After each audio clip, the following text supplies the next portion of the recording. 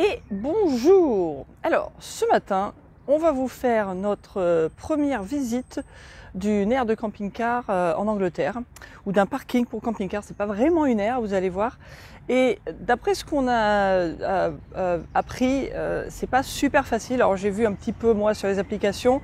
Hier je parlais à une dame allemande qui m'a dit qu'un endroit comme ça c'est le Graal en Angleterre, parce qu'apparemment c'est pas tellement facile en fait même de trouver des trucs rien que pour faire la vidange. Et même certains campings, vous ne pouvez pas faire la vidange.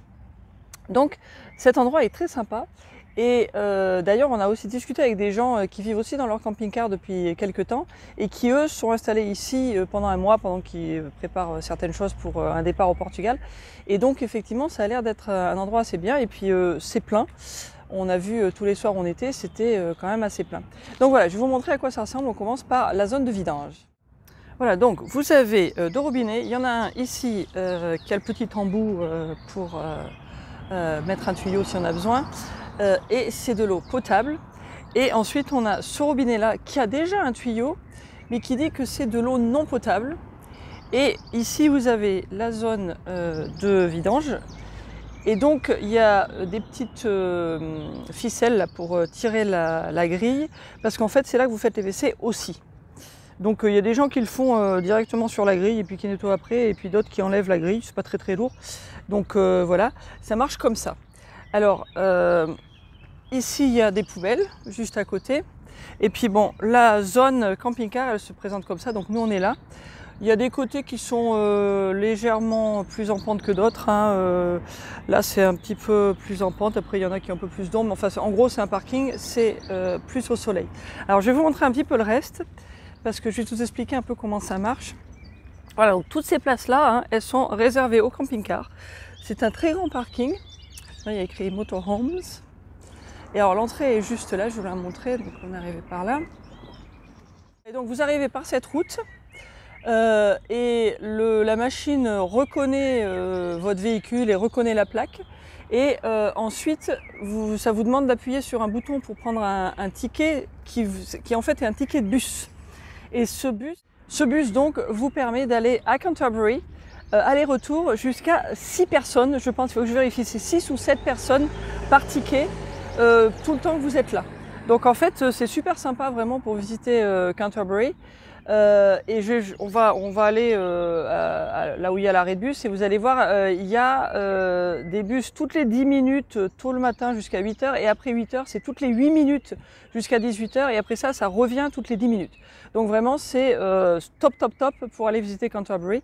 Vous n'avez vraiment pas besoin de vous embêter à y aller autrement. Alors je vais vous montrer le reste du parking aussi. Voilà, et donc quand vous arrivez de la barrière, alors vous pouvez tout de suite tourner à gauche et puis vous garer là.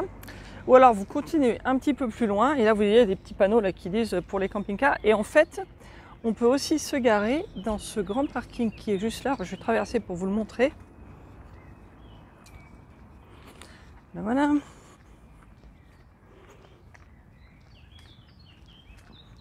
Alors là, il y a déjà pas mal de gens qui sont partis, mais il y en avait beaucoup plus. Voilà, donc cette partie du parking et aussi pour les camping-cars. Et donc, ça fait vraiment énormément de place. Bon, je vous montre assez vite parce qu'il y a quand même pas mal de gens. Je ne veux pas trop filmer toutes les plaques. Voilà, donc en fait, vous pouvez rentrer par là. Et voilà, donc ça fait vraiment un truc vraiment immense pour mettre les camping-cars. Donc là, c'est un peu plus plat. Mais à l'origine, je pense que c'était pas prévu pour les camping-cars, mais ils l'ont adapté. Et alors le reste, c'est un parking pour les voitures. Alors c'est un parc relais. En anglais, ça s'appelle Park and Ride. Je vais vous le montrer. Il y a justement un bus qui est là-bas. Alors ça s'appelle New Dover Road Park and Ride, parce que c'est sur le Dover Road. Alors effectivement, ce qui est aussi très bien, et c'est pas du tout exclu qu'on s'y re-arrête au retour quand on va reprendre le ferry, parce que c'est à 20 minutes du ferry. Donc c'est quand même super pratique, et ça permet de vidanger et de faire tout ce qu'il faut juste avant de partir, donc c'est à noter. Et alors le seul truc qu'il n'y a pas, c'est l'électricité. Et donc je vais vous montrer tout de suite le petit bâtiment et le bus là du parc. Voilà, donc là vous avez la petite gare quoi, New Dover Road Park and Ride. Et alors le bus il est là. Et vous voyez, il attend, il s'apprête à partir. Et alors ce qui est bien aussi, c'est que à l'intérieur du bâtiment, là, vous avez des toilettes. Donc s'il y a besoin, voilà. Et je vais vous montrer la petite machine où on paye, qui est juste là, je me rapproche. Alors voilà, ça c'est le petit ticket qu'on a eu quand on est rentré avec la barrière, donc. Et puis ça c'est valable pour tout le temps qu'on est là. On a discuté avec le monsieur. Et alors effectivement ils disent c'est en réalité le conducteur plus 6 passagers. Donc c'est bien pour 7 personnes. Donc, et alors là, la petite machine qui est là, voilà, donc en fait c'est très simple, hein. En plus c'est en plusieurs langues, et vous rentrez le numéro d'immatriculation du véhicule, et ensuite vous payez, et là on peut payer par carte et par apparemment pièce seulement. Et ça coûte seulement 4 livres par 24 heures. Mais les 24 heures commencent à minuit.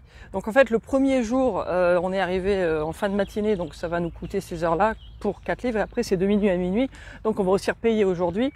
Donc ça il faut le savoir, ça fait un petit peu plus. Mais du coup, pour le temps qu'on est resté là, ça nous fera juste 12 livres, ce qui très franchement pour l'Angleterre est extrêmement compétitif d'après ce qu'on a vu, puisque partout, même dans des endroits, là on va être dans un champ quelque part où il n'y a rien, il n'y a même pas de service, d'après ce que j'ai compris, ça va être 6 livres. Donc ici c'est vraiment très bien parce que à part le fait qu'il n'y ait pas d'électricité, il y a vraiment tout ce qu'il faut. Donc c'est à noter. Juste à côté, il y a aussi un pub, juste derrière la petite gare du bus là. Et puis alors après, tout autour, si vous regardez nos autres vidéos, vous pouvez voir qu'on est allé se promener, on a fait des balades, il y a des chemins pour marcher, pour courir. Il y a, à Canterbury, il y a tout ce qu'il faut pour faire les courses, il y a des trucs à visiter, enfin c'est vraiment très chouette. Donc c'est un truc à noter, franchement notre première expérience en Angleterre, ça c'est déjà bien. Donc voilà. Et aujourd'hui, bon un peu plus tard, là tout de suite on va aller visiter la cathédrale de Canterbury, mais après on va aller à Londres dans un camping, donc on vous montrera ça aussi. Et voilà, voilà. Et bon, comme d'habitude, hein, je vous mettrai le nom, les détails, l'épingle de l'endroit où c'est exactement, mais ça s'appelle Dover Road Park and Ride, et c'est à Canterbury. Voilà, voilà.